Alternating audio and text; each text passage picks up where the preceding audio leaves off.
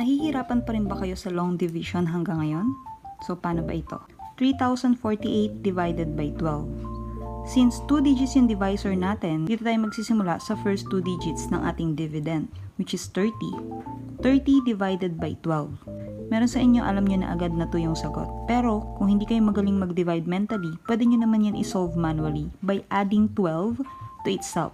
So, it will be like 12 plus 12.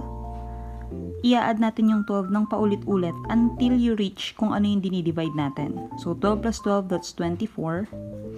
Plus another 12, that will be 36. Since 30 lang yung kailangan natin at yung 36 ay lampas na, babalik tayo ng isa.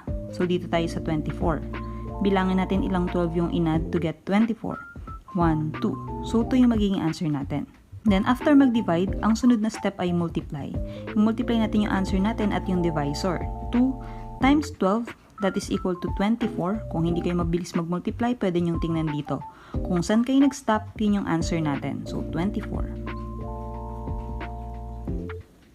After multiply, the next step is subtract. So, subtract natin yung 30, yung first 2 digits, minus 24. 30 minus 24, that's 6.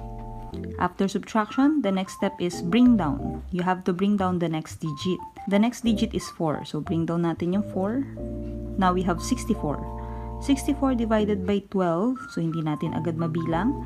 Kapag ganon, add lang tayo ulit ng 12. Kasi 36 pa lang yun nandito. So, plus 12. That's 48. Plus another 12. 60. Plus 12. 72. So, ang kailangan lang natin ay 64. 72, lampas na tayo. So, balik tayo ng isa. Hanggang dito lang tayo sa 60. So, para malaman kung ano yung 64 divided by 12, bilangin lang natin kung ilang 12 yung inad natin to reach 60. 1, 2, 3, 4, 5. 5. So, 5 yung magiging answer natin dito. So, tapos na tayo mag-divide. Now, ang next step, multiply.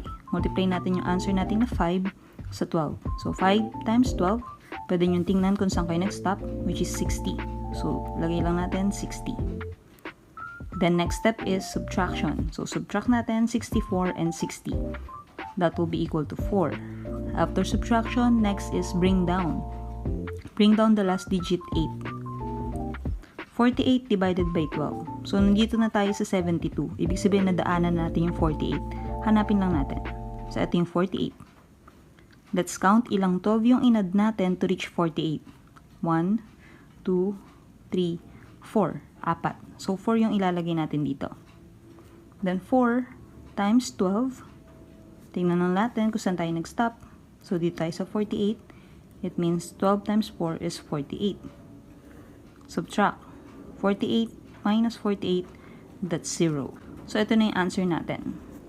So, this is how you divide numbers manually if you are not good in dividing numbers mentally.